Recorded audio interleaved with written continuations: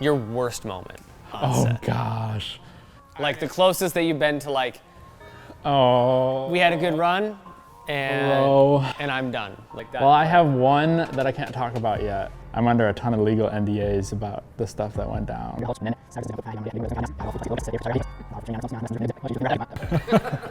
This is like a Vin Wiki episode.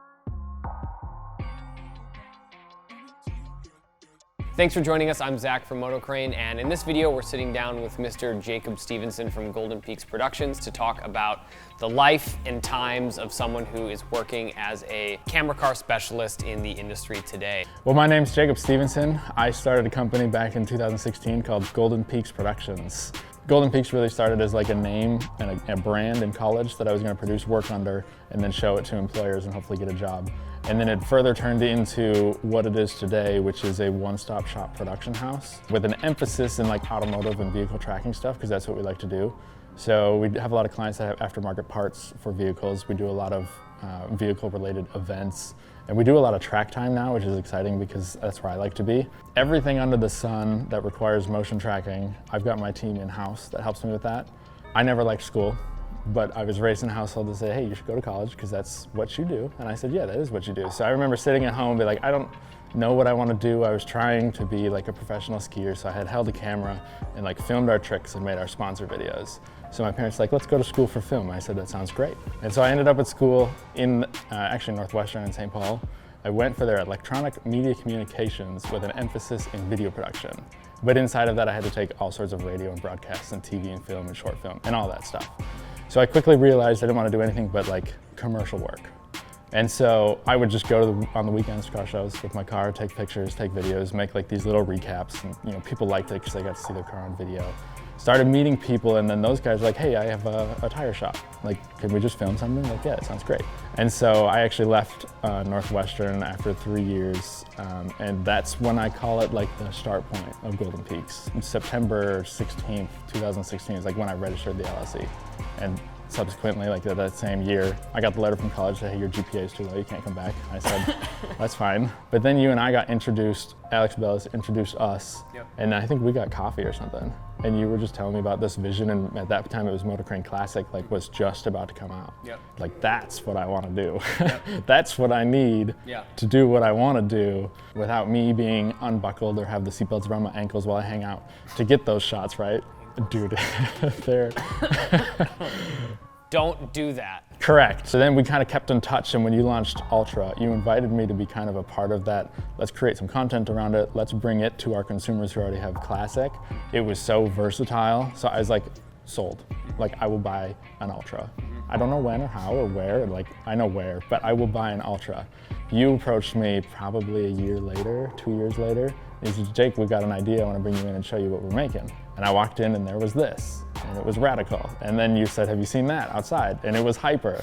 And I was like, guys, I can't keep up because I'm still trying to buy this one, right? I wanted the Classic, now I want the Ultra. But when you showed me Radical and then we did the content for that, I was like, that's the crane I need. That's why go to that like length with your gear, right? You were previously on a black arm. Yes. Obviously the R2, like why make the leap with the gear? After I was done with like the convertible phase and hanging out with the gimbal, I was like, there's gotta be a way to do this in hot weather, rainy weather, cold weather without being freezing cold in a convertible. I just found rig wheels and I bought what they were calling the rig wheels slingshot isolator, which was like the new version of the cloud mount. So that cloud mount was the magnetic to the roof or the hood or the trunk. And now the slingshot was actually you created some sort of scaffolding or rigging on a vehicle and then hung that. So then the gravity with the elastics and the wire kind of acted like a black arm, if you will, but I think it was like $700. No brainer. I still stretched myself a little bit to like write $700 to get that. Because I knew if I bought that, I had to get a Ronin 2, because to film at speed, the wind becomes your limit. Which is a little more than $700. Yes, correct. Just a couple. So I actually pulled a loan for my first Ronin 2. I was like, like this is twice the price of the car I'm hanging off of, you know? And I thought that was bad, and now I've got whatever this is. Yeah, I was gonna say, boy, you really went in deep. So the slingshot isolator was the first camera car. I had an E92 1 series, so it was a 128 non-turbo. I figured I needed reliability, didn't want the turbos and all the issues. And I went to Menards and I just bought conduit. And then I went on B&H Photo and I just searched like 2-inch swivel clamp. And I bought those. They all showed up, and I bought the OEM BMW roof racks. And then I took the tow hook for the car and I took a sledgehammer and just pounded it into like a 2-inch conduit. And then I didn't have a welder or anyone that like knew how to weld. So then once I got the tow hook in, I just kept pounding the metal like a blacksmith all the way around the tow hook. To be clear, you are not a blacksmith. That worked great until it fell off. I was gonna say, there's a termination to this blacksmithing that involves you running over an R2. As a kid who failed film school and then loves BMWs, which are unreliable, decides to build a camera car, and then the most expensive part fell off and I drove it over. But the way it worked, right, I had a 2-inch swivel clamp, not locked 90, that I pushed straight out from the vertical, and then I had like a triangulated angle, also on swivel clamps, not locked, that gave it that upward support. So this could be straight out and it was held. Eventually, after enough bumps, the clamps just slid until there was enough play where they're all swivel clamps, so they all swiveled and the camera went down under the front of the car. It was rental equipment too, which I don't know if I told you that. It was from Lens Rentals. It was like this 6-month like triage going back and forth about like, I didn't buy their policy and I thought my policy would cover it. Turns out it didn't. So I ended up having to swipe the Amex and I bought their FS5 and the Ronin 2 that I ran over. Nice. So that was great. It worked really well. I was surprised with like the outcome of what that slingshot could do because that thing bounced. The car going over bumps doesn't look that bad, but then that elastic like slingshot, it'd be like this and then the R2 would like drift for a second and then it would lock back down and the shots were unusable. But in between like those outrageous bounces, you could use it. So we did. When you say bounces, do you mean the gimbal bouncing on the ground? Well, that happened a couple times. It's probably not this one, but I do have scrape marks on the bottom because it would like go down too far. Yep. Once that proved itself and I saw the shots and where it could go, I bought a black arm. And so we thrashed that. We ran that for 3 or 4 years. Yep. Until you introduced Radical to me. Yep. And I was like, well, I know that's where I want to go. And it's here. So. Yeah.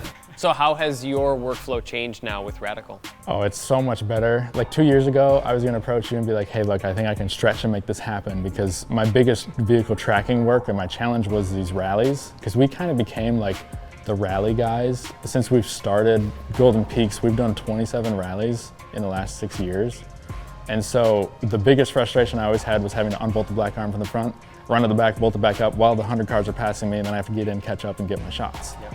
And so I was always like, if I had a MotoCrane, I could just spin it around. If I had a MotoCrane, I could just spin it around. So then I got approached to create a TV show. It's gonna be called Banging Gears. We shot it in February of this last year. And we showed up for a 25-day shoot in Vegas.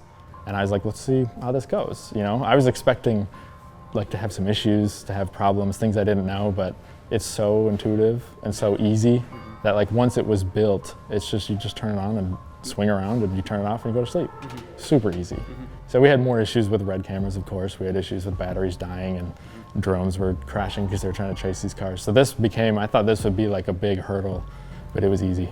And the shots, when you swing that arm over the other lane and you're kind of like coming in through the back and you go up and over the top, and then it reveals the other car, I was like, oh, I had to spend 100 grand on this for that shot. Like, what I paid for this is just a no-brainer. Yeah. Let's talk about the car. I mean, to start, I'm a BMW guy. So I've sorry always, to hear that. You being an Audi guy, sorry for you your know, loss. I don't know how you can deal with like front wheel drive, that's weird. But yeah, it's so strange. Rear wheel drive, BMWs, that's always been like my thing. So the first car was like a slammed 323i that I bought in college. The second car was a 330 that I built to like this track car, but I drive it every day. And it went from like the Matthews suction cups to then what we've talked about. And then this. So being a BMW guy, I've always wanted like the M3. So I came to a point, and it was 2021, where I had like that little bit extra play money in the business, and it's like this could be a write-off, this could be Jacob's toy, this could be the future camera car. Everything was done except for rod bearings. So I brought it straight to Eurocharge, had rod bearings done, have everything looked at, it checked out. Yep. I put about 10,000 miles on it, and I dropped a valve spring, which then the valve fell in the cylinder, got punched a bunch of times, so it ate the motor. That was in the middle of a job in Salt Lake City. This is just BMW things. This is just BMW things. So you'll love this because my secondary camera car was a B8 S4 oh, man. in a manual. And has it ever dropped a valve on you? No. Just out of curiosity. Okay, just curious, yeah. So a 6-speed manual. It's a great car. It's my employee Grant's car. Got the motor rebuilt. That was 17 grand. So I'm into Let's just crunch the numbers. You got it for what, 15? 15. And then made it usable again for 17? Yes. Yeah. But at that time, Hashtag just BMW. it's the ultimate driving car, E90 right? M3 thing. Yeah, we did a bunch of upgraded stuff so that problem won't happen again. Suspension is done to it. I've got wheels, wider wheels and fitment, bigger tires. Minor tunes, like trans tunes, so it stays cool when I'm working hard, because when we do a lot of track stuff, this car is great. I ended up doing a bucket seat over the winter in the driver's position, because I usually am the one driving, just because like it goes back to like my car guy stuff. Yeah. So like I just love that. The bucket seat made all the difference. Like I can feel the weight now, I can know what the car's doing, I can drive it more aggressively. And how about at the end of the arm here? Talk to us about just like this package here. Why R2? What's your optics? I bought a Gemini, 2 Komodos, a Scarlet, and a Raven, mostly because we needed DSMC2 bodies to match color profiles across all the shooters, but also for money's sake, I put the Scarlet on the camera card, which is here now, because if a Scarlet falls off, that's not terrible. It's recoverable, but eventually we'll move the Gemini into that position. Yep. So we'll have the Gemini, and we're running DZO Picture Zoom film kit. So we've got their 14-30, their 20-55, and their 25-150, Yep. which has been great. They're all parfocal zoom, so it holds their focus. And then obviously nucleus, fizz, all that stuff. And the DJI Ronin 2, we've had on the front of the vehicle, it can hold speeds of like 120 with some G-force, and it's shaky, but the motors are still there. Off the back, we've done 160. Mostly because I wanted to like have that video of like, hey, we're the fastest camera car right now, and here's the shot, and it's like, but so it works. And like track days, the G-force is crazy, Yep. and it works. Yeah. I think in this industry, out of everyone else who makes a remote arm, there's not one better than Radical. And I have actually had people on set ask me, have you heard about this one, or have you heard about that one? And why did you choose this one? I said, I mean, like, look at it. It doesn't have this weird, like, dog water. And in all seriousness, the Radical and everything MotoCrane has ever shown me, there's never anything more that I wish I had. And then there's things that I have that I wouldn't have thought of.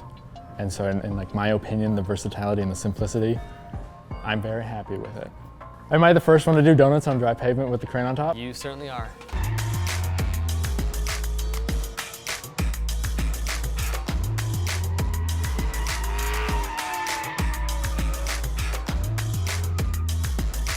Can you tell people what the UPC is? So the UPC is this technology that you hear in like Marvel movies, where a bunch of batteries go into this thing and it charges and suddenly you have infinite electricity. I was homeschooled. Ultracapacitor. Thanks for joining us for this customer spotlight on Golden Peaks. Thank you, Jake, for joining us and spending some time with us. This is a new series that we're going to be doing, trying to feature the great work and sort of the career backstory behind a lot of our customers. Can I just keep coming back with like it on a different car every time? It's like a mustache. My name is Jacoby. I'm with Silver Valley Productions. I appreciate it. Yeah, thanks for joining us, and talk to you soon.